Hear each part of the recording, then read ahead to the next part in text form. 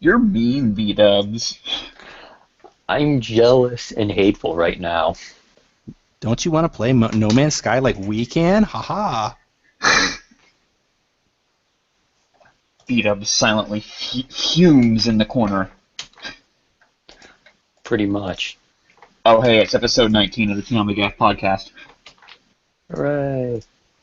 We have today with us C. Kohler again. Hey guys. Hey, how's it going? Good. And B-dubs. Hello. I don't have No Man's Sky dubs. Just rub it in, why don't you? Was the PC version delayed or something? Or Yeah, it's coming out on the 12th, so I gotta wait like 2 days. It was probably some sort of Sony thing where it's like, Probably. we put all this money into you, we're gonna get a day of... Well, they're getting 2 days. yeah. Fuck Sony, and this whole thing with the exclusives is just painful, and I hate it. And if you have a release date for a game, just make it that date all the time for everything. Well, when nothing is exclusive anymore, they have to find some way to get you to buy a game on their platform. I don't mind. Isn't that what, like, for, the DLC and stuff is? Like, you get, like, FIFA for, Wii U if they would ever do such a thing, and you can make, like, a team with Mario on it. Yeah, like, well, fuck, stuff like that. I think that stuff's even worse. Me and my friend argue about this all the time, and I think the exclusive stuff should be like, okay, if Sony paid to have the game made, then it ought to be exclusive to them. That makes sense. But I don't like the stuff where it's like, oh, it's a timed exclusive and it's a multi-platform game. That bugs me. I don't like that at all. That seems kind of weird. I agree with this. That's my point. Yeah, and you feel like, but is that what's happening, or do you just think that's what's happening. Oh. Sony is getting it. Sony has it today. PC has to wait till Thursday night at midnight. But they did put money into it, though, right? They definitely put marketing budget into it. Oh, marketing. Yeah. Okay. Yeah, which is probably why it's delayed on PC. Yeah. Well, if it's like what I've been playing, it's not going to be a game you brush through real quickly. It's going to be something you're playing for a long time. Oh, yeah. That makes it worse. I want it now. I mean, you will not have the same experience as anybody else. Which is why I want it now. Your unique experience can wait for 2 days. No, it can't. No, it cannot. I need it now. You need to be playing on PS4, clearly. I don't have a PS4. I'm broke and cheap. So I have it on. So me and C. Kohler have PS4. C. Kohler's played it for 3 hours, and I've played it for like an hour and a half. I hate you both. So let's start off with No Man's Sky. C. Kohler, what do you think of No Man's Sky so far? This is the ToonamiGAF No Man's Sky podcast now? It is. Okay. It's making me painful. All right, we'll talk just briefly. I'll say that I've made it out of the first star system. I got my hyperdrive right when I stopped playing last night after like 3 hours. And it took me an hour to get off the planet because I couldn't find all the stuff you need. So, yeah, I mean, you need iron to make... Well, some people will get mad, but... Basically, it tells you to find the, 3 elements you will always need. Yeah, I mean, there's several different ones. To recharge everything. Yeah, but, you don't know what to look for. You have to, you don't know what plants or what rocks give you what, so you have to basically just do a lot of hunting around, which is fine. I mean, that's part of it. You're just supposed to explore. So, I made it out of my starting planet's atmosphere for 5 seconds, and I was like, I gotta go back! It was lost. We gotta go back, Kate! Did you name your planet? I did not. I am terrible at naming things. I'm Asgore from Undertale. I can't name anything. I named it Aspore. Yeah, there you go. You named it Spore? No, you should name it Aspore. I was going to hey, that's a dour look on the game's potential if you're naming it Spore. I named my homeworld C. Kohler's homeworld, so that if anyone ever finds it, they'll know who it was. That was the one I had. So. Okay, never mind. You are the one who's terrible at naming things. Seriously, that's horrible. I know, but hey, they'll be able. Maybe they'll send me a private message or something, and I'll be like, "Hey, they found my freaking planet. That'll be awesome." Yep, they'll send you that message in the year 3025. Exactly. Yeah. Right. After they. Because nobody will ever find it. Yeah. Did you see? I saw somebody said that two people did run into each other on the same planet, but they couldn't see each other, and it's not clear if it's because like they're having network problems or if the game simply doesn't do it. I mean, it's a brand new game at launch. The servers are always down. Right. Did you get that message all night long that was like, "You have something waiting for you"? Check. Oh well, I've only played an hour and a half because I only got it off work. Honestly, and then I had to drive around and find a physical copy at Walmart. Got to go to Walmart? Damn. Yep, the things I do. No, Nope. but I mean, thinking of how the system works for planets, I would think the only time you'd be able to see anybody else would be in space. Because when you're on the planet, you get a specific, instance for the planet. So whatever you do, nobody else can see it. Yeah, it's all wishy-washy because whatever that guy's name is who developed the game, I can't remember. Anyway, he said like he's been going. It's not clear. He said in the past that you have an instance that surrounds you, and that apparently. Planets. Oh, I thought it was just around you, like in the star system. From what I've read, apparently, when you land on a planet, you get that planet. You get to name it, but whatever you do on the planet isn't saved for everyone else. So you could carve out a penis on the planet, and no one else can see it. Yeah, basically so that you can't, or was it? Did he say you can or cannot like genocide an entire species? You can. You can do that, but then it won't be saved for anybody else. Yeah, and I also read too that if you leave the planet and go far enough away and come back, even the things you did on that planet won't necessarily still be there. Right. Because then you could run out of resources. I mean, it would be almost impossible, but you could. Where would all that get saved? Yeah. Pretty much. And, trying to save every little detail of what you've done to a planet. So it sort of makes sense that if you run into somebody on a planet, maybe you don't see them. At least from how I understand how the planets work.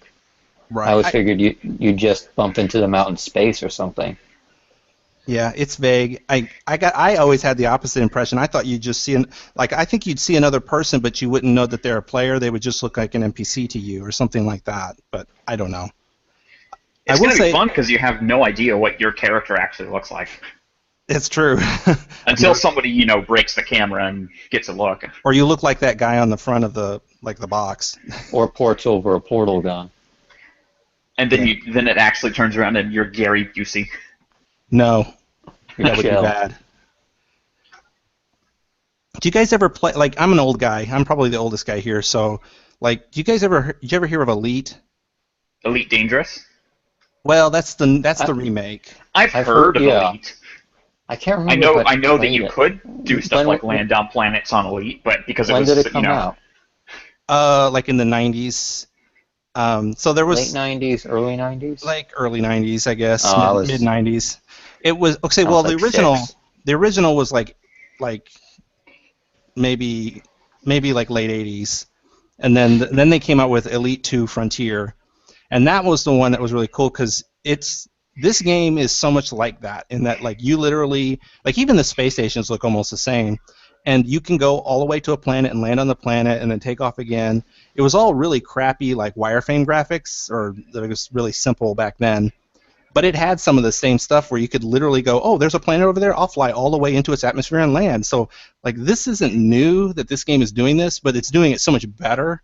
It's not a new mechanic, but it might as well be. Yeah, it's so much more rich in all the stuff you do. And Frontier and Elite, it was called Elite Frontier, it didn't have, all the crafting and stuff like that either. So this is kind of like Minecraft plus Elite to me, and it's pretty cool.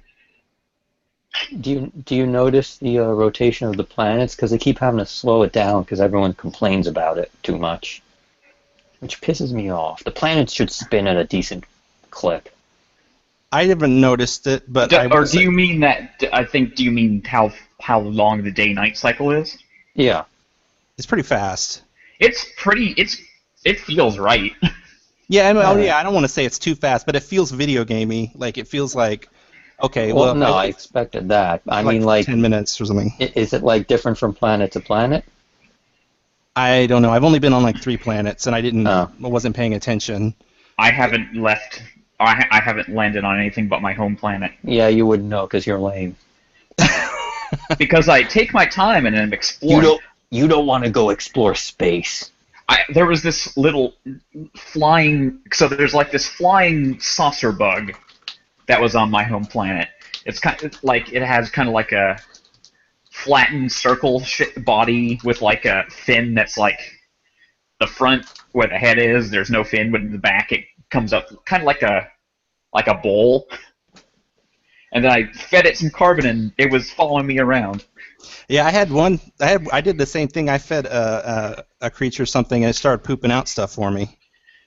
What? No joke. It had a little smiley face above it. It would follow me around, and then every once in a while, like it'd go bloop bloop, and there'd be like a little red mound, like a little red rock on the ground, and it pooped it out. And it was like it'd be something random. I noticed that when it was following me around, it would have like a magnifying glass icon sometimes. Yeah. And I was like, "What is that?" Yeah. And I guess that might be what it is. That might have been it. I'll tell you, that's the neat thing about the game is like they give you a little bit of instruction, but mostly you just have to figure everything else out, which is kind of fun. Right. So, what all did you have on your? What are the craziest things you found on your starter planet? My starter planet was kind of crappy. It was like a really like acidic planet, and Ooh. so like my suit kept like running out of get low on like either like the environmental warning, and so I kept having to like get resources to repair my suits from radiation or acid. I can't tell which. It was one of those two. And it was kind of a crappy planet, frankly. It was just rocky, and like there were little plants, but that's about it. And there were little dogs like with 6 legs running around. So my starter planet, it was very hot. Sounds a lot more hospitable. It's a little hot, and so my thermal protection was going down, but it doesn't go down. It was like, hey, it takes 6 minutes for it to go down 25%. Oh, okay. And so it was like when you were underground, even slightly, or at night, it wouldn't go down at all. The really cool thing, though. Oh, go ahead. I'm sorry, I didn't know you were done. And you said you had like no life on your planet. My starter planet has full fauna, or full flora, and a good bit of fauna. The cool thing about my system, though, is when I took off, there were 2 other planets right nearby, and they both had like these weird. They had, how planets sometimes have rings. These 2 planets were sharing a bunch of rings, so the rings were going around them in like a. Fuck me! That is so cool. And then I hate you. Take pictures. I will take a picture. And then the other cool thing that was cool is that on one of the 2 planets, it was mostly water. My planet doesn't seem to have any water. I think it's too hot. I want to hang out on Water World. It was weird too because I kind of got the impression I could land my ship on the water, but I was afraid to, so I didn't do it. You should have. Yeah. It might have kind of like floaters. Maybe, but you could see under it, like it had hills and valleys under the water and stuff. Right. That procedural generation even in the past they even made the underwater terrain even more varied. Yeah. You can actually go down to the bottom, but you'll probably drown. So my planet had the first thing I found was like a space little station. There was a little bird guy inside. A bird guy? Yeah, he's like, they're called the Gek. Oh, I've seen a Gek, but he didn't look like a bird to me. Or I mean, that species didn't, I guess. Maybe the Gek is a faction, and there are many species in it. Because the guy I looked at didn't look bird-like, I don't think. Well, yeah, the alien inside, he was definitely bird-like. He had a short little stubby beak. And kind of like eyes that, I couldn't tell if they were like some weird chameleon-esque things or if they were like goggles or something. And so I walk up to the guy and he's like, the only word I know at that point is, I think, give. And so he's like, it's a traitor. He's like looking at you greedily, and I'm like, I guess I'll take the option to give him 10 units. And he's like, yes! Mm. And so I'm still in the phase of figuring out. I mean, the game is trying to give you like clues as to what exactly is going on. Because like I also found like this weird circular monolith, kind of like it was like an eye. Have you found one of those? Did it give you a word?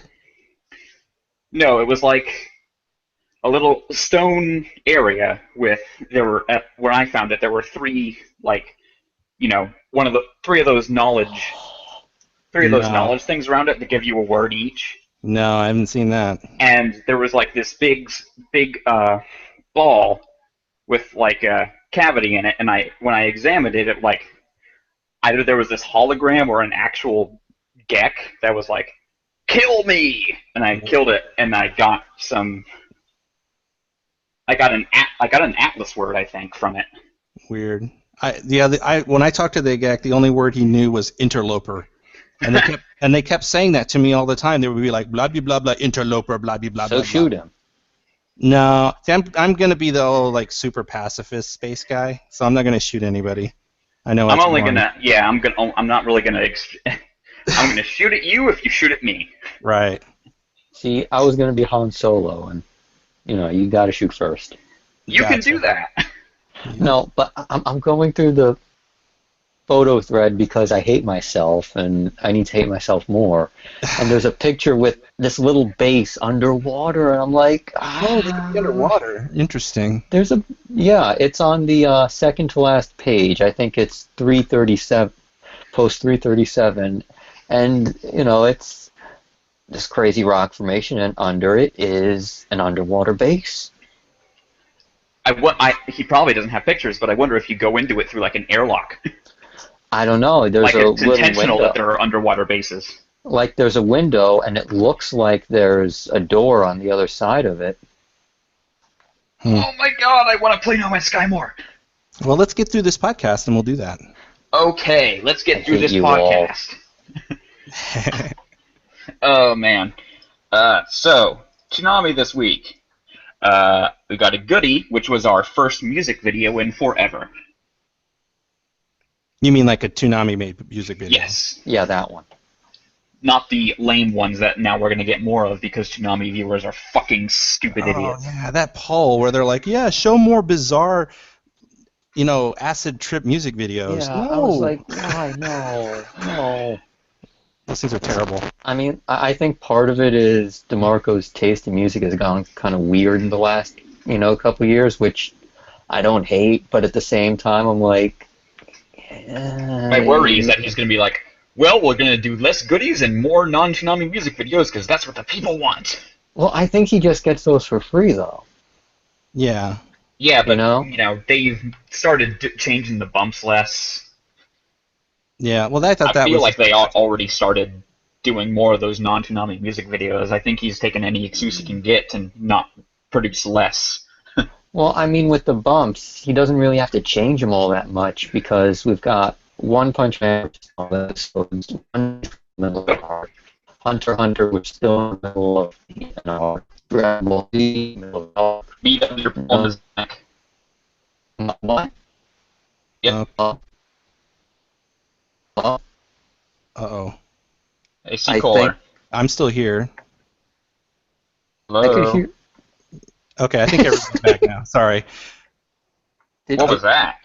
Rex, are you okay? You kind of cut out for a minute there. Your voice went all wonky. No, you were cutting out. Yeah. No. Well, for what it's worth, you both were cutting out for me, so...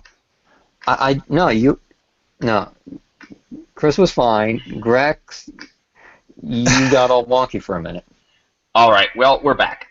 Okay. And we're back. All I was going to say, though, to finish up on that, was that I don't think that... I don't think it's so much that's his taste in music. I think it's just what he'll get. Like, if somebody comes to him and says, I have a music video and it's animated, and he goes, it's all right, he'll play it. Because, he needs an animated music video to play for free. That's my thinking. But I mean, that's being pessimistic. Maybe he really does like it. No, judging from the sort of stuff he's been posting on Twitter lately, yeah, his taste is kind of strayed, that way. That's fine, whatever. I'm not a fan of it. I like them only in the sense that when they really are bizarre, it gives us something to talk about. Well, yeah. But yeah, I would much rather they do these things like they did this week, which was, what was it about? It was this week was I think the name is Ultimate Power. Yeah. Fitting. It was. I'm a little annoyed at the timing though, because there was a really good One Piece scene, like in the next 2 episodes, that would have fit pretty well. Oh yeah. I don't know what you're talking about. Do with the general zombies. Oh, that's next episode. Oh, it is? I love that one. Hey, B-Dubs, your mic went down. Is it okay now? No. It sounds like Yeah. it sounds like I got unplugged. Yeah, the old one did, so I tried a new one. All Hello? right. It's Is it fine. It's working? working. It's just you're a little quieter than the other one. Oh. Hello? There you go. Yeah, that's better. What the hell? I'll just do this. No mic. Fuck it. Screw it. So yeah, I like that promo because it was. I like the ones where they just use clips from the shows that are Oh, currently. come on. Hang on. What? I think it's. Oh, there he goes. He dropped off. Yep, it broke. He drop it or something. Or he dropped out of the call. Yeah, he's gone. Oh, Like it's like something must have happened. he dropped his laptop or something. I don't know. Or he dropped his phone. Oh, okay, here he is. I'm back. Okay. What happened? I got a phone call, and I thought it was important, and I answered it, and it's fucking automated Verizon. Oh, That's how they get you. we're doing So- serious business here. Stop calling Verizon. This is very serious business and very professional. Absolutely professional. No. Oh, this is fairly professional for podcast standards, I think. Is it? It might. No. It might. I listen to a lot of podcasts. This is about as simple as they get. But whatever, it's fine. I mean, who cares? We're not even. Fuck it. We got like 6 people listening to this, so. We're for our specific community and nobody else. Right. It's mostly just Yes. listening. Wait, who is it? Zonic? Oh yeah, Zonic does listen. Yeah, he listens. We haven't had a. Sorry. No, go ahead. We haven't had a Toonami music video since like January. I mean, I don't think we're gonna get them like every 2 or 3 months or something. I don't know. I feel like they have money to spend on stuff, but they still got to budget a little more than like old Toonami did. Yeah. Maybe. It just felt like every time it was like, feels like time for a music video, it would be a music video, but it would be one of those stupid weird ones. Yeah, because they're free and they don't. Again, we keep getting told over and over that they're not getting paid to do Toonami. Like Right. they get it's like this side project they do on the side for because they can, and I think they get a little bit of budget like from it was Suicide Squad. Suicide Squad. Yeah, they had the Suicide Squad promo thing happen, so they got something for that. And they did say that they're working on Intruder 3, so I'm assuming a lot of money's going towards that. Yeah. Which is fine. I don't get these Intruder things personally. Like I'm like whatever. I mean, I think also what's weird compared to like before is like they don't really replay like the videos, like we'll get a music video and then we'll never really see it again. Yeah. It would be like before every like, couple weeks they'd replay Space or something. Yeah, they certainly could replay these. I don't think anyone would hold it against them. There might be licensing things now. Yeah, I mean that's what I'm thinking is the issue is nowadays it's probably a licensing issue, but I think that's what goes toward feeling like, oh, they don't do a whole lot of these, is we'll see it for a day and then it's gone forever. Yep. So, anyway, let's move on to the block. Yeah. Yay. Dragon Ball Z Kai episode 81. excuse me, Vegeta's final push defeat the invincible Cell. Spoiler alert, he doesn't. Everyone in this show is an idiot. Every single solitary person, outside of maybe Gohan and maybe Chi-Chi. Yeah. I did totally fall for and loved when Cell went Aizen on Vegeta. That was amazing. The like, I can't believe you thought this would work. Yeah, exactly. It's like I'm really hurt. Nah, just kidding. I'm fine. A little to the left, and Vegeta would have had his head, and then that's game over. Yeah. Oh well, Vegeta. He got what was coming to him. Yeah, he did. Vegeta deserved that. Of course, Krillin is there calling. He's the blackest kettle, or the blackest pot in the entire universe, and he's calling the kettle black. Well, I mean, in fairness to Krillin, he's being asked to kill somebody, not in a fight, but he's thinking with his dick, but killing 18 is different, like morally than Vegeta killing imperfect Cell. Yeah, I agree, and we're stretching it maybe even further than Toriyama did to try to a certain extent, because it's like I don't even know if he thought that far. But no, he probably didn't. He probably went, didn't. Going thinking with his dick now. Exactly. But I do agree, though, that, like, because I thought about it after we were making fun of the episode, that it's like, yeah, I guess, he would have technically just been murdering her. Yeah. Because she hadn't attacked him. No, I mean, and from what we've seen that she's done, she hadn't really done a whole lot, No. She was the well-behaved one outside of Mr. Birds. It does, but it does stand that Cell could now potentially wipe out all life on Earth, yeah. And so maybe he should have stepped up in the sake of humanity. Yeah, but I'm still putting that on Vegeta for being, and then Trunks. I mean, everyone there is a fucking moron. Saiyans, man. Yeah, like they are not too bright. Like Vegeta could have won. Trunks could have stepped in and just wiped him out and been like, "No, I'm not putting up with this shit." You want. I think the Trunks thing is, I hate that the most, because if it is, I don't know, because again, I haven't really seen this. I have vague understanding of what happens. I don't really know actually with Cell. I know there's supposed to be something called the Cell games that happens at some point, but I don't know when. But anyway, what bugs me is that Trunks, if he really does have the power to destroy Cell right now, or before he, I guess, became perfect or whatever. Yeah. Like, that's stupid. Like, he came back from the freaking future to stop Cell. Well, and then the moment he has an opportunity to do it, he's like, oh no, I want my dad to fight him. Exactly. Like, I blame Vegeta, like, in terms of who gets the most blame. It's Vegeta for not doing the job when he could. Trunks for not stepping in and doing the job when Vegeta was being stupid. And then Krillin for thinking with his dick. And then Goku for not instant transmissioning of the androids to some random location.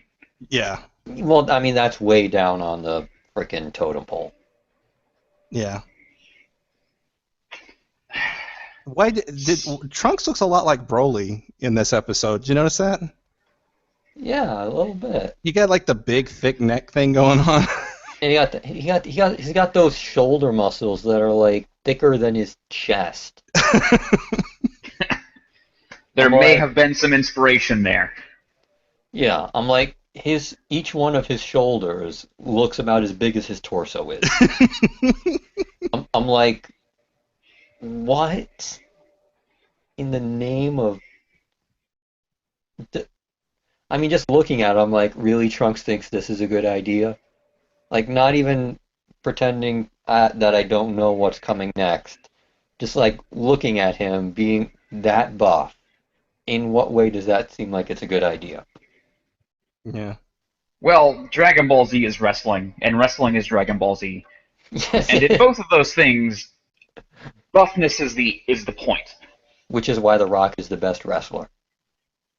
Sure. Yeah, which DBZ character is The Rock?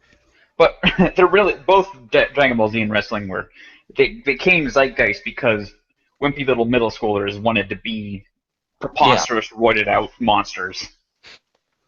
Yeah, but we all know that doesn't matter because even like, well, all you have to do is look at Frieza.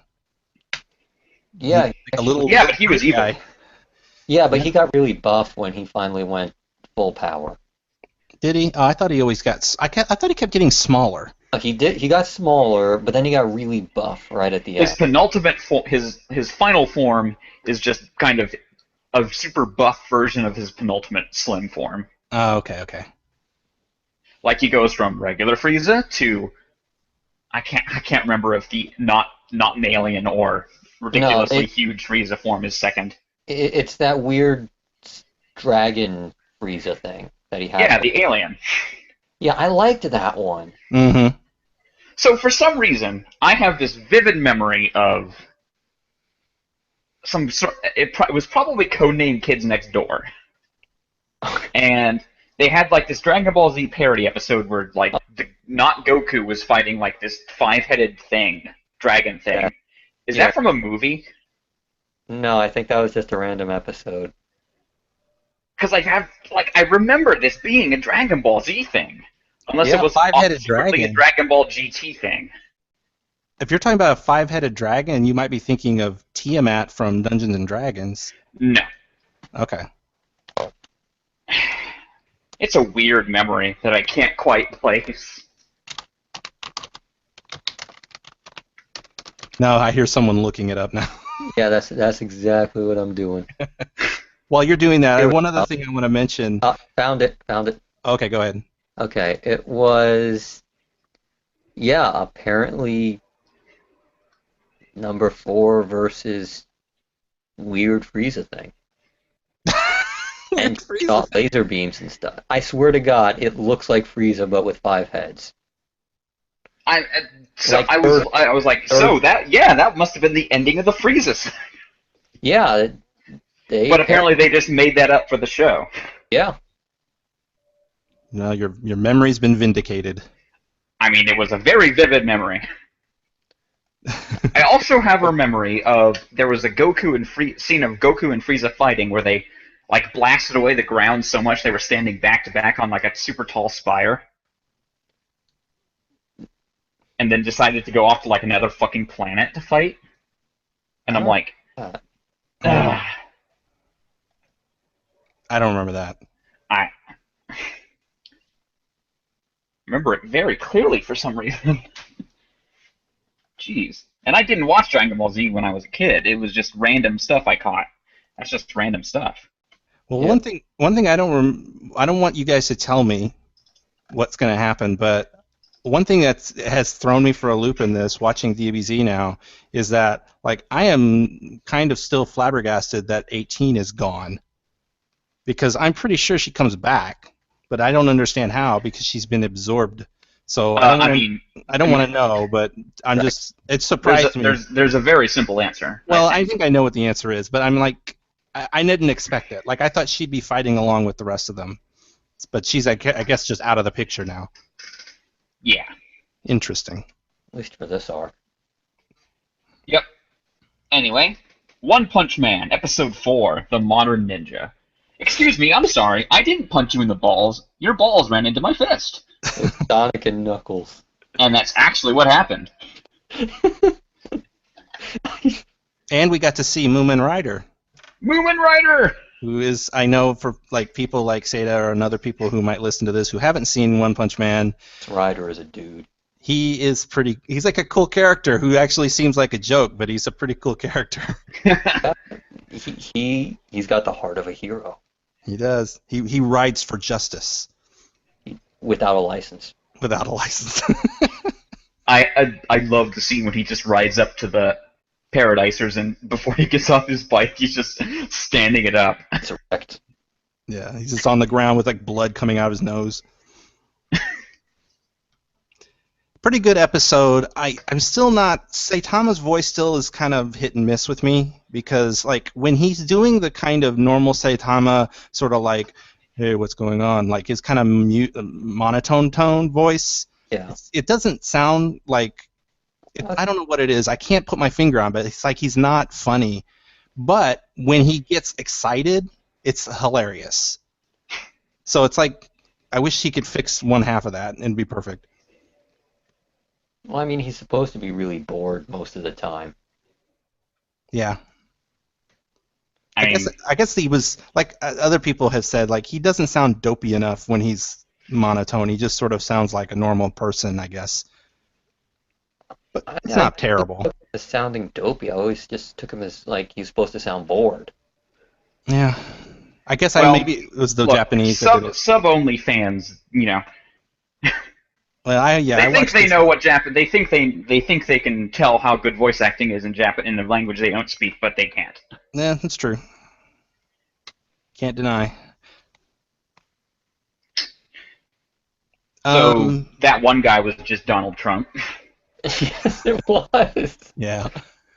They're putting him in everything these days. Or well, I mean, he's a pretty well-known archetype, at least through fiction. I mean, I'm sure if you went back and watched other stuff, you'd be like, oh, hey, there's Donald Trump. And I think in the sub too, that was literally called, what did they call the name of his building? Shit Tower. Something like that. I It don't. was called the same thing. It was called like Poop Pile Tower or something like that. I Yeah. mean, it's so on the nose. Yeah. And I was like, hey, there's a giant gold poo on top of this Oh, that's it. They building. called it the Golden Turd. So yeah, that's what it was. I guess it's supposed to be his hair. I don't know. It looks like his hair. Yeah. That very much is Donald Trump then. Yes. Because the joke is basically, what if Donald Trump had a gigantic gold sculpture of his hair on top of a building? Well, I mean, he already does do that most of the time, AKA his hair. only with his name. But the By the good way, news in is, politics, Donald Trump is not having a good time, good election time. He is not. I Okay. do like though how this episode ends, like the little teaser at the end or whatever. Yeah. And they're showing up to go take the, I don't know what they called it, but like the hero exam or whatever. But it's just the hero exam. Yeah. It's like a stupidly easy test that any moron can pass. Yeah. But I'm glad that we're at that part now. Yeah. People were like wondering who these guys who showed up to grab the suit from Hammerhead were, and it's like, oh man, I bet they'll be important later, and apparently, nope. Oh yeah. They could just be working for, I mean, Grex knows the guy who does What? the... I don't want to say his name because that's spoilers. Mm. But what am I doing? No, I mean, you know the guy I'm talking about, though. I suppose. Yeah, I actually don't know, and I've seen the whole thing. Oh, okay, Metal Knight. They could be working for him. Oh, I guess. Yeah, that's kind of my thought. Yeah. It doesn't really go anywhere though, so. No, I mean, there's a lot of stuff that should probably go somewhere, but never really does. Do you think they made this like 13 episodes or whatever? Yeah. Did you think they made this as like a test to see if they would make more? No, because now they can't make more because there's just not enough. Well, Okay. no, there's enough for one more season, maybe. Well, I don't know what they're waiting for then. No, they're waiting for the jump version of it to catch up. Yeah, that's the thing. There's Yeah. not quite enough. Well, I mean, of the jump version of the actual webcomic thing, you know, they're working on what would be the third season at this point. Yeah, but the thing is, because the webcomic has like the, bad art. Yeah. They can't. They would have to move it. The second season, they would have to do all the animation from scratch. Right, instead of just going like, oh, okay, we'll just copy these character designs. Right. Yeah, And they wouldn't have the Murata action scenes to base off of. right. And so they're waiting for him to catch up, but he's just being like, "Fuck you." He's working on Yeah. something else, I think. No, he's like, fuck you, I'm gonna do a filler arc. Well, he's working on One Punch Man, and he's just doing his own thing. Yeah, he's just taking a long time. Yeah. Anyway, so that was One Punch Man. Yeah. It was a good episode. I was happy with it. It's funny. It's maybe I would say, the weakest of the first 4 episodes. Honestly, I found the original comic version of like Sonic and Knuckles just, funnier there. If only probably because I didn't see it coming then.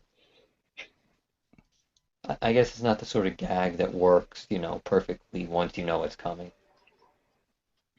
Yeah, maybe not. Mobile Suit Gundam Iron Blooded Orphans Episode 9, Sakazuki, who is a character in One Piece that we will get to eventually. No, we already saw him. Well, yeah, but anyway, Gundam, Space Mafia, the space Italian Yakuza. the Italian Yakuza. They start out eating cannolis, and then they end with some kind of tea ceremony. It's like Don Corleone sitting in a Japanese outfit eating cannoli in a tea house. They come from the Japanese Isle of Sicily. Yeah, it was a good episode. The politics part of the show is just like I tuned it out, but I like the other stuff. Seda loved this episode, but unfortunately he can't be here to talk about it, and so we're kind of up shit creek without a paddle. Yeah, because he's the most knowledgeable about this stuff. I really, really should go back and try to watch the politics parts again, just so that I know exactly what's happening. I get the sinking feeling they wouldn't make much more sense a second time. I mean, the politics is basically just, this is American Revolution, but on Mars. Yeah. But there's all these factions. There's like, there's Tewa, and then there's this, and then there's this, and I don't know exactly what it matters, who's who and what matters. Tewas is pretty easy. They're the mafia. Yeah, you got the Japanese mob, then you got the army guys who are basically in charge. And so apparently Gjallarhorn is the Earth government. Yeah. It's just the 5 economic blocks are under them. Right. They're basically, in practice, they're in charge. In technicality, they're not supposed to be. Basically. So in this episode, they basically break bread, form an alliance or something, and they all get drunk, and the Twin Tails girl battles some guy and then throws out a million innuendos. That one guy got laid. And that one guy got laid, and then the other guy who likes that guy secretly, I think, was upset. And then Orga got, blackout drunk. Yeah. He drank a single cup of sake, and he was blackout drunk. And Kudelia had a good scene, I think a good character scene, where she's basically stepping up as a leader. Yeah, I think the only character who's just flat out not working at all is Atra. Oh yeah, I can't agree with you more. Okay, I'm trying to find a reason why she isn't just there to fulfill the, I hate to use this word, but to fulfill the lolly quota. Wait, which one is she? It's the little girl who cooks. The girl with the hair that looks like ears. Oh right. Yeah, no, she's just there to sell. Simultaneously fulfilling the almost lolly cat girl quota. Yeah, I don't think it's there to sell Blu-rays to the people that buy them. Maybe I don't see it that much. I think it's just that there's a very, very weak love triangle. That's what it is. It's like she has a crush on Mika, and I guess Kudelia might have a crush on Mika, and it's like, but what I hate about her is that she's just so kind of like do anything.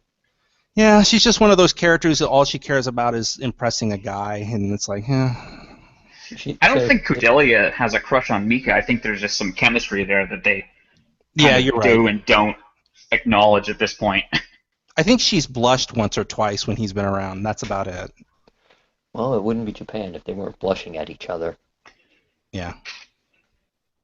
Some people still can't get over Naze having an actual literal harem. Dude's lucky. I just feel like there's narrative things that they wanted to accomplish could have been accomplished without giving him a harem. It doesn't seem to have a point, I will say that, outside of it's interesting that there's an all-female crew. It could have just been an all-female crew without the harem part, Yeah. And they all could have had, boyfriends or husbands or something on Earth.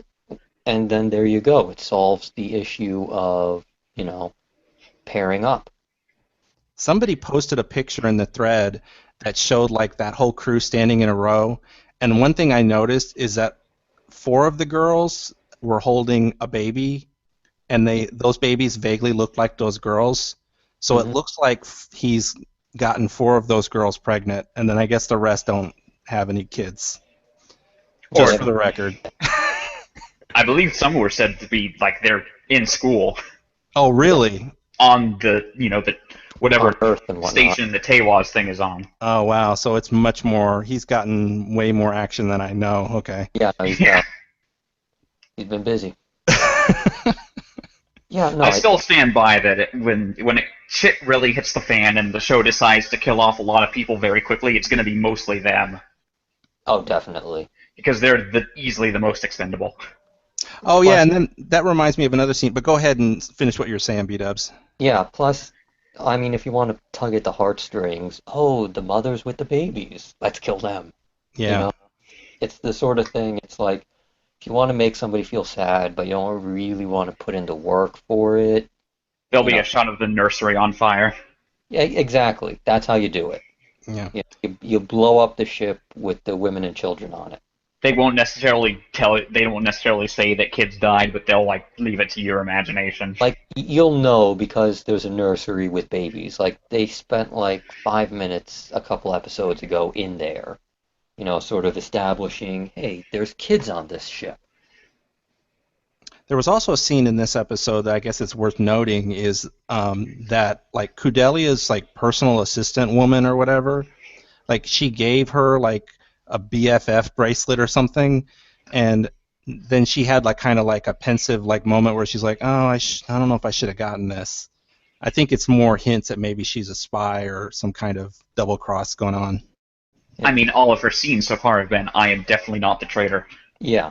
Yeah. Because it's like, hey, I am suspiciously very good at this communications network owned by Gjallarhorn. Oh, And what was wait. she doing before that? Just folding laundry or something? Or, Just kind I of mean, like nothing. taking notes? I mean, I don't know what Yeah. else she would have been doing.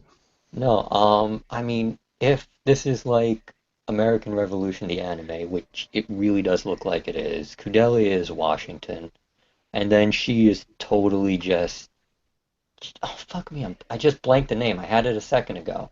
Benedict Arnold. Yeah, then she is totally him. I Okay. wonder who's Charles Lee. That's a good question. Nobody's Orga because nobody's got a hair like that. Well, Orga is like, Orga's totally Benjamin Franklin. Him and French hookers are going to get along real good once he makes it to Earth. Yeah. and then Mikazuki's like, I don't know. Mikazuki's the one character in this show that is just there for me, and like I have no feeling for him at all because he doesn't. Mikazuki's the one who's there because someone has to pilot the Gundam. Yeah, Yeah. but I just don't. This is where Sato, if he was here, he like probably would talk a lot about why Mika is a good character or an interesting character, and he might be right. But when I see that guy on screen, I'm just thinking, come on, man! Like he's just so like I don't know what it is. He doesn't emote. Well, He I just mean, that sort of- makes him interesting, though, I guess it kind of does, but it bothers me because it's like I actually want to hear what he has to say, but he's just always like, "Yeah, let's go fight him." That's basically all he says. I'll be cool if there comes a point where he just starts showing a lot of emotion. It's like, oh shit. Yeah, that would be Yeah. awesome. I mean, that's basically what it feels like it's building up to at this point. Like, these guys were all child soldiers, and it feels like him more than anyone else sort of suffered at it. He's like this closed-in Yeah. guy that keeps to himself. Like, if he shows any moderately intense emotion, somebody's fucked. Yeah. Well, I mean, it's Oh, not yeah. only that, but he's starting to learn how to read, and it seems like he's gonna have an interesting enough character arc. And his character arc is that of, oh no, he's too smart now, he's taken over the world. I We don't taught think him how to read, and now he's the emperor of the universe. I don't think it's to that degree. I think it's going to be more like, he goes from child soldier to actual human being. Yeah. Yep. But I mean, But is he gonna get it? Is he gonna? Who's he gonna go with? oh God. Because it's going there. It's Gundam, of course it's going there. Going where? Oh, Yeah. the only thing it could possibly be, of course. Yeah, of course. I choose neither. Yeah. And honestly, I do feel like him and Orga are gonna at some point have this thing where they butt heads. Yeah, maybe. Like, there's no way his character progression doesn't involve him being like, "Hey, wait a minute, fuck you, Orga." Well, I Well, mean, that's not the I feel impression like, I have. well, no, I mean, I feel like both of them at some point are gonna have to like come to terms with, because Orga's basically taking orders from him. I They Oh mean, have a yeah, weird codependency that has to end at some yeah, point. like at some point, one of them is gonna have to sever the codependency they've got in order for both of them to finish off the series and finish off their character arcs. maybe I was reading it wrong because I was getting this impression that Orga was kind of doing things that Mika wanted because he was trying to protect Mika or something like that. But you're making it sound more like Mika's making the calls because Orga doesn't have the gumption to No, do it. no, it's more like Orga's making the calls he's making so he doesn't disappoint Mika, which, he's told us in a previous episode. Like, he doesn't want to disappoint this guy. So he's doing what he wants him. So Orga's doing what he wants to do, basically, which it does seem like it's going to set up a conflict not only between them, but Biscuits feels like he's going to get. Oh It's yeah. Biscuits, right? I feel like he's going to get in on this because at some point it does feel like Miki's going to want Orga to do something. Orga's going to want to do what he wants to do, but him and Biscuits are going to know that, hey, we really shouldn't do this thing that he wants us to do. We And got to do then the other thing. Mika doesn't actually ever tell Orga he wants something, but he just it's kind of like this thing where he just kind of stands behind him and stares, and it's like the implication is there. Right, yeah. I mean, he'll say something like, "Oh, we should stay together," and then like, "Oh, okay," and then he takes it to its logical conclusion in what's going on. But it does feel like at some point that's going to become a decent enough source of conflict.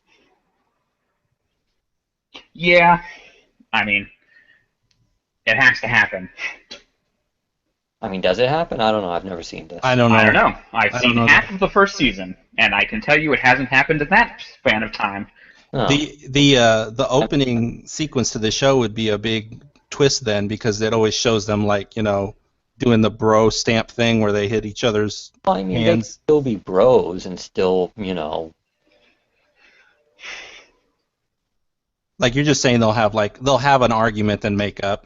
yeah. I mean, it's probably like that. They'll have an argument and they'll make up and they won't be so codependent on each other. They I will mean, have character conflict. yeah, Yeah, exactly. yeah, I agree, and I do like that already. We've seen Biscuit be like, hey, now, hey, wait, and Right. but then he kind of is like he's a yes man, so he's like I'll do whatever you tell me. Yeah, I feel like Biscuits is going to grow up a bit too here, if only because it's going to reach this point where I mean, it almost did reach that point, not last episode, but the one Yeah, before, where he was like, "Whoa, slow your roll here. This isn't a good idea." right. He's the Like, smartest one on their crew. There's no doubt. He's kind of uh, like the pragmatist of the group. Like he's the one who will like bring up maybe we shouldn't do the whole protect her thing. or like, hey, maybe we shouldn't piss off the guys with, the giant robots and the lasers and try to talk to them. Maybe that would help. No, okay, we're not going to do that. All right, then. All right, fuck it. Let's shoot some lasers. Let's shoot some lasers because it's a Gundam show. We have to. So we've gotten like an episode or two now without big fights. So I'm assuming we're going to probably have big fights soon. Yeah. Yes. Good. No, I mean, I feel like after this point, they're going to get back on their path to Earth. Because Yeah. up to now, it's been about establishing, the relationship and how they're going to get there. What's the end game here? I know they're getting Kudelia to Earth, but what's Yeah. that going to do? American Revolution. Or Martian Revolution. Well, I what's mean, she going to do when she gets there? Just like go to like space Well, Congress or she what? has this Yeah. appointment to meet with the guy who runs Arbrow. right. And we'll lower the see what tariff. happens when we get there. She basically wants them to lower the tariffs on the hairspray. Oh yeah, I remember now. I'm They've just got- something along. if they get a hairspray blockade to Mars, they're in big trouble. Well, I Oh mean, no, the Trade Federation is blockading the booze hairspray supply, Orga can't do his hair anymore. which is literally a more comprehensible plot than the actual movie. Because in that movie, they just kind of blockade, I don't know, space supplies. Everybody's screwed. I mean, Orga would be screwed. Kudelia would be screwed. Well, Atra would that's be not screwed. Orga's hair. He just kind of glued a spike to his head. I No, like to that- think. I like to that's think it's a open. knife that he can cut people with. He just hasn't yet. Like he could just swipe his head at someone and cut their throat. He'll just, That Yeah. looks like a knife to me. he'll just that's pull a JoJo. Frankie and throw it. Well, I mean, that's like some Hunter x Hunter JoJo shit right there. Speaking of Hunter x Hunter, Moving on. episode 15, Scramble of Deception. So, this is the episode where I finally was just like sleeping through it. Yeah, it doesn't get any better until we're done with this arc. But we're almost done with it, apparently. Yeah, no, it's this test finishes up. I think the next episode's pretty good because I remember what it covers, and it's going to be one of those, oh shit, damn, son, kind of reactions to what happens because it sort of starts showing what is the show is more going to look like than anything else. Okay. Well, I didn't mind this episode. It has its slow parts, but it had two really good parts to it. One was the whole Gon stalking crazy clown guy. Hisoka. Gone, sits in a Hisoka. bush for Yeah. 5 days. But I liked that because it was tense, and I don't like. I mean, it would have really bothered me if Gon was like more like Luffy all the time, where he was like happy-go-lucky all the time. I like that Gon is like, oh crap, I'm in over my head here. He's a little serious. Yeah, But and then that's a problem for him, and you're going to see why next episode. interesting. And then the other thing I loved about this episode that has to be stated, of course, is that Tompa got his ass handed to him. Yay! Fuck you, Tonpa. It was the greatest. It was good stuff. So happy. And they kept cutting back to him. It's like, look, he's still beat up. See, haha. Yeah. Well, I He mean, got fucked. I'm assuming this is the end of Tompa in this arc, in God, this I hope exam. he's done at this point. Yay. One of the interesting things that you didn't mention was the needle guy took out all his needles. Oh yeah, what is his name? Like Guitar Akaru or something? Gitaraku? Gitaraku. You'll find out in the next, not the next episode, but the next test and final test. Yeah, that guy is. That was just a big WTF moment. I'm like, what the heck is happening? He's a weird dude, but he's really important going forward. I did have a question. When Tonpa was trying to trick Leorio, did he say that the girl with the green hair and that giant hat that looks like she's from Dragon Ball is Leorio's target? I think so. I think that, yeah. So that wasn't a lie. I'll tell you your target. Right. It But may that have been wasn't a lie. That really is his target. Yeah, that's really his target. Okay. Oh, okay. Like, he was telling the truth about that because it didn't really matter because they were going to knock him out and take his thing anyway, at which point he not only has to get that one, he has to get 3 others. Why? Well, I mean, keeping your own is worth 3 points. Getting your targets is 3 points. You need 6 points to pass. Oh, I forgot that. Okay. So if he gets his targets, he'll need 3 more of them because you get 1 point for each one that's not your target. I like that I like that Leorio and what's his face are teaming up. Yeah, they're good. Kurapika. And Yeah, and then this one guy is stalking Killua, and he has no fucking idea what he's in for. that poor bastard. Oh yeah. He looks like a scrub too of all scrubs. Like he's part of the scrub trio. Yeah, he's like the red shirt because he looks like an ordinary person except he has just 2 tiny little under his eye tattoos. Yeah, It's pretty generic. that guy looks like he exists to get like his ass beat. Yeah. No, but I mean at this point, I'm really looking forward to the next arc. Yep. This was actually the first episode I hadn't watched before, so. Right. Yeah, after, I think next episode or one after, I don't know how they space it out, that we finally get to the final exam. Finally. Yeah. Naruto shipped in episode 122, The Hunt. What did they hunt? They hunted nothing. They I walked, don't know. they walked around. You know what? I just realized that the title of this episode is called The Hunt because of all those stupid dogs. Oh, fuck me. Really? That's it, right? The irony is that while Hunter x Hunter is an obviously superior show, I was having trouble staying awake during that episode.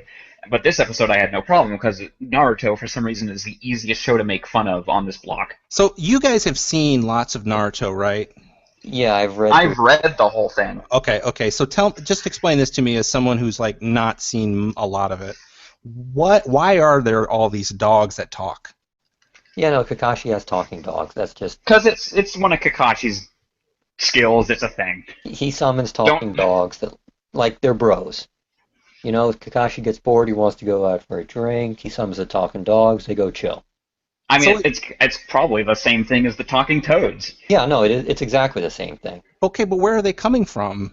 The same thing, same place the toads come from, I guess. Hammer space, basically. Just fucking wherever. So they're not real like characters. They're just like No, they're real. They're just coming from someplace else. He's basically pulling them out of bed and being like, "Hey, you're gonna chill with me so now." these dogs and these giant stupid talking toads. They're out in the world existing until they're called on. Well, you will see that we will. I think we see where the toads come from. Yeah, we do. We spend in it like half an arc there. Okay, weird. So That's- So it's more just on that part later. It's just part of That's the weird actually- magical world of Naruto. Is that what you're saying? Yeah, the weird fucking temporally displaced world of Naruto. Yeah. Like, I actually like the part where we were hanging out with the toads. You know, that's I don't know. It's one of Can those. you do the Froggy song? No, No, don't it's say not. No, it's not like that. It's fucking cool from what I remember. Oh, you're talking about the yeah, sure. Yeah. Is the The frog most notable aspect of this episode was probably Sakura getting just Oh, completely yeah. shit on by a dog. She deserves it. It's almost like it was like a moment there where she almost came to grips with her own terribly written character, but you know, like next episode she's gonna forget. Oh, of course. Because literally nobody involved in the series gives a shit. She's like, maybe I am just a girl who only cares about a guy, and that's my only existence. Oh No, my god, no. that guy looks vaguely like Sasuke! Oh my god, it's Sasuke! Oh yeah, Kabuto. Kabuto just completely went stupid. So Yeah. there's that. Like, he could have made this cool, but then he's like, nah, no, I'm gonna take his eyeball. Takes his eyeball, and then we get double the snake in this episode because the sauce turned into a snake also, or had a snake. Snake. Yep. Lots of penis metaphors. Yeah, he summoned the snake specifically so it can be killed by an explosion instead of him. Dude's like, hey, what's up? Ah!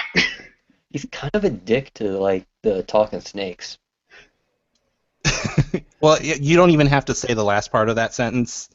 Well, yeah, I know, but I mean, He's kind of a dick. they're So- animals. They could at least be nice to animals. Kakashi is an amazing ninja, and his amazing plan to find and capture Itachi, who you may remember is a fucking badass, is look for him, and if you don't find him in a place you're looking, look somewhere else. Well, in fairness, with the information they got, that's pretty much the best plan they have access. I mean, they were basically told, go find Itachi. And everybody Okay, wear where to like look? really big white robes for some reason. Basically, Well, it's I am looking for someone.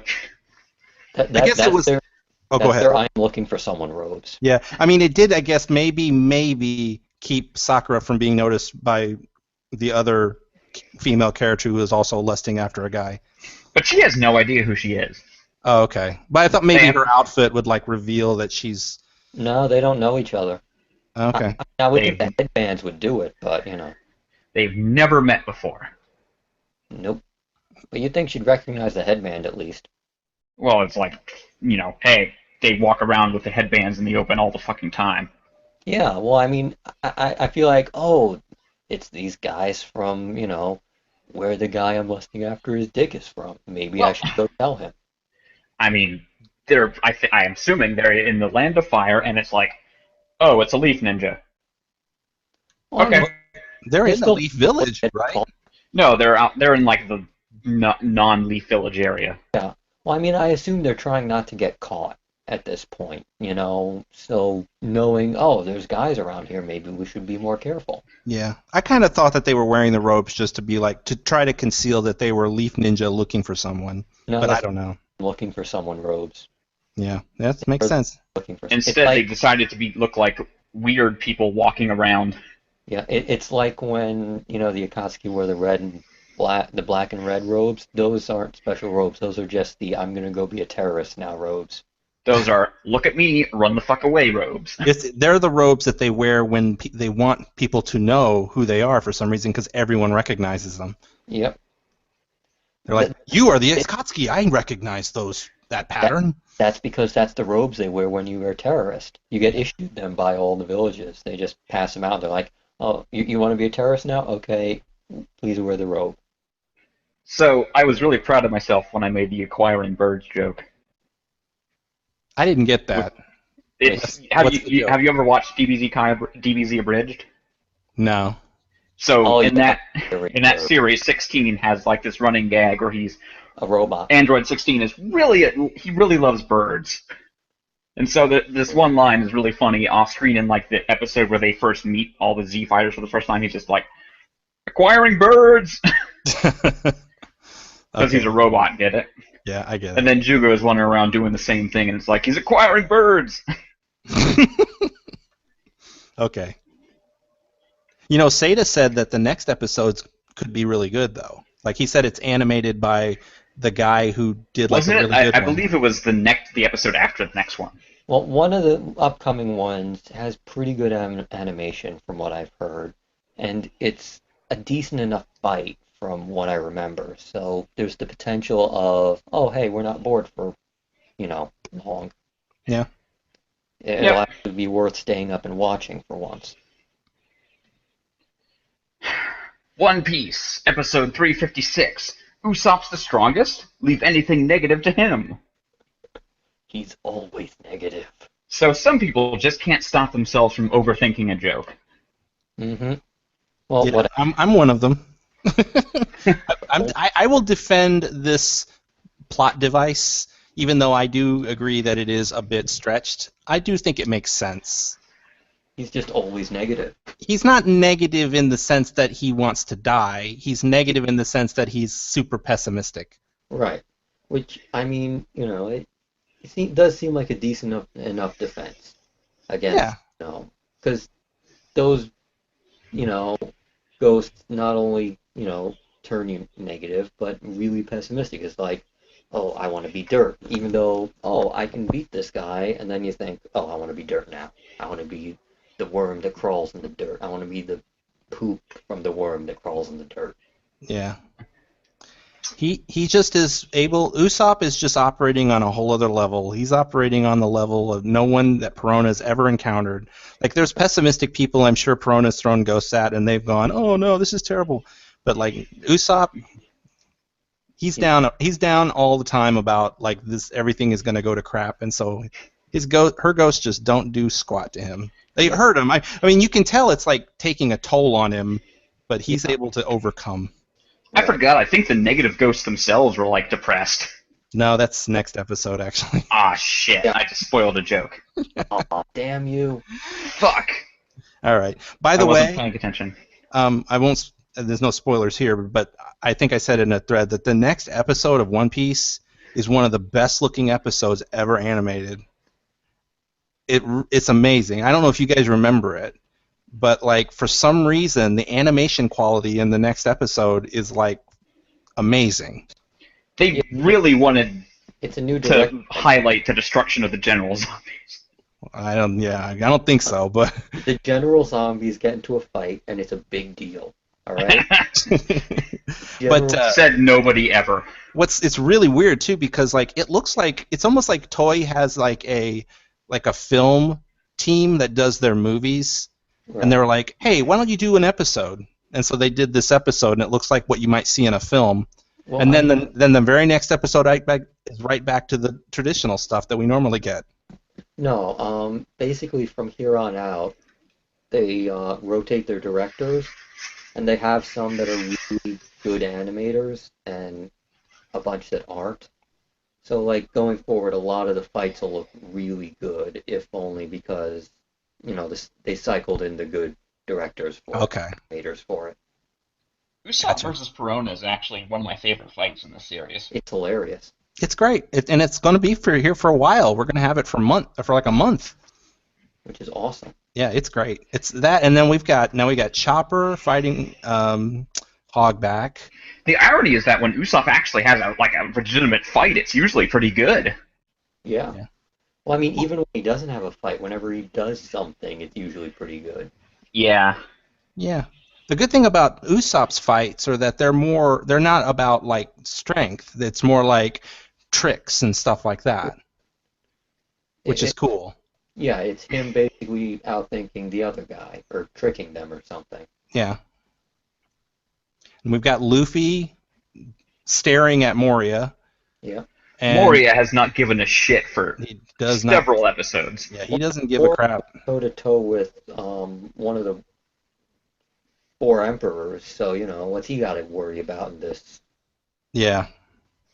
Like Luffy is a speck to him. Yeah. Like that's the way he perceives him right now. Like right.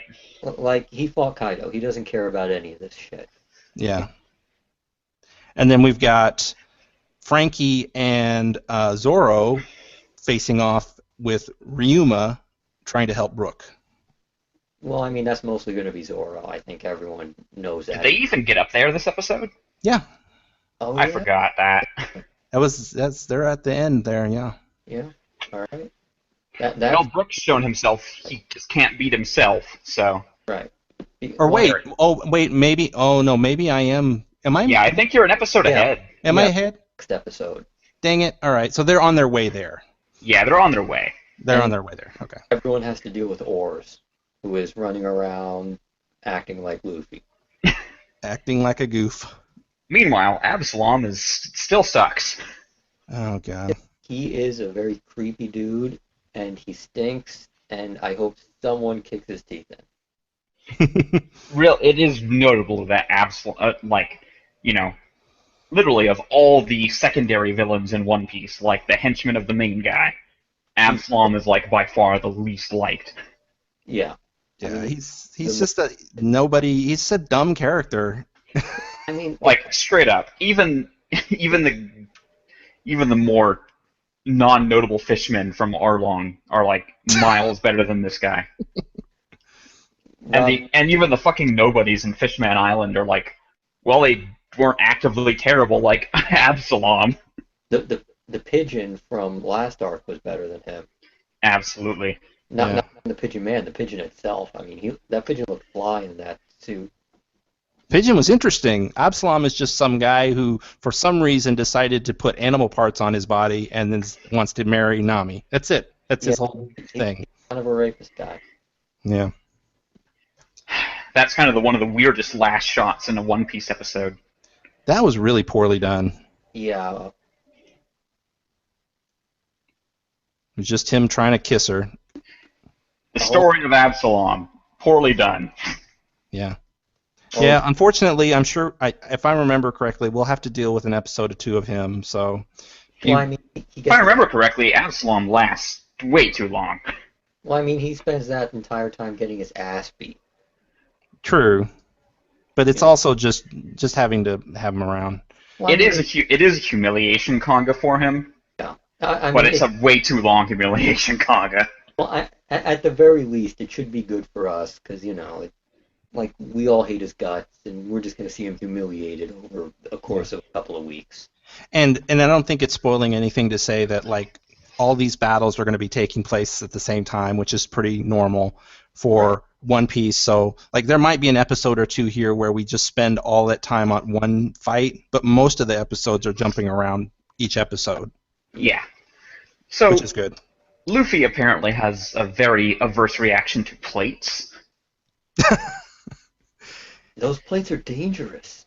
That was a bad scene. It's like, why would you even write that? I was trying to justify it in my head, and I'm like, well, maybe he just was like, I don't think he's ever seen Sindri before.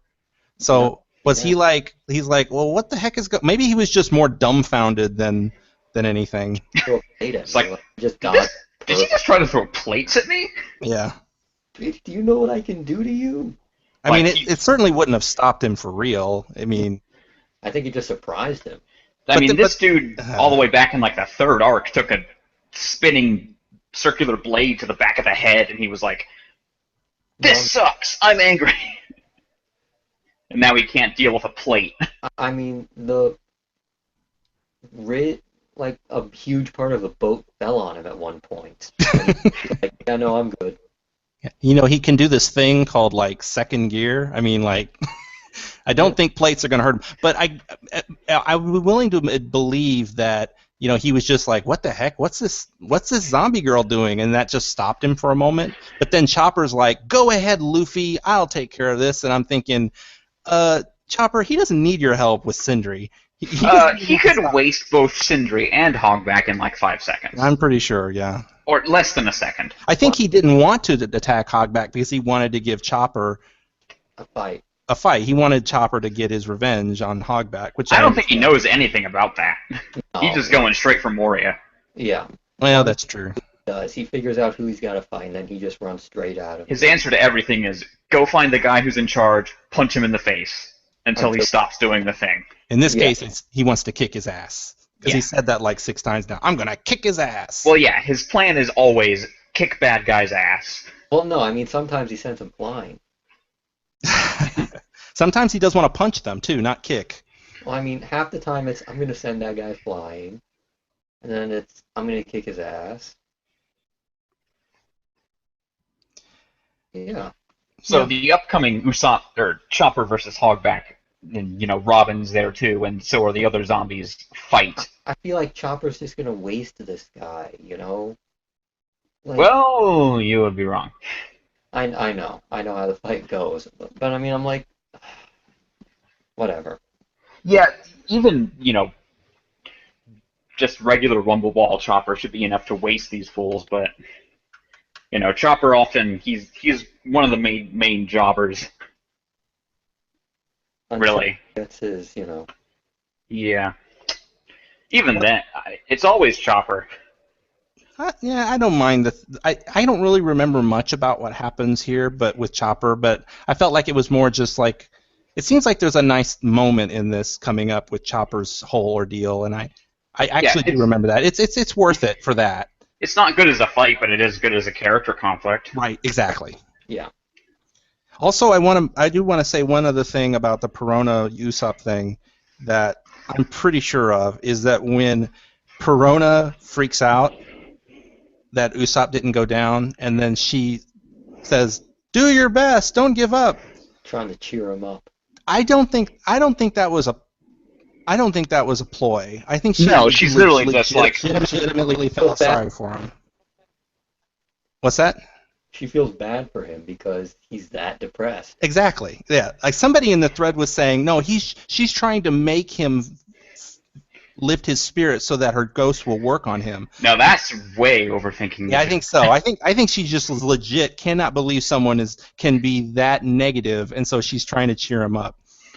Yeah. She's like literally like, "Oh my God, I'm so sorry." And that's one of the things I love about Perona, because she's got this quirkiness to her, and she's kind of like, even though she's not like, of all the bad guys in One Piece, she's not that bad.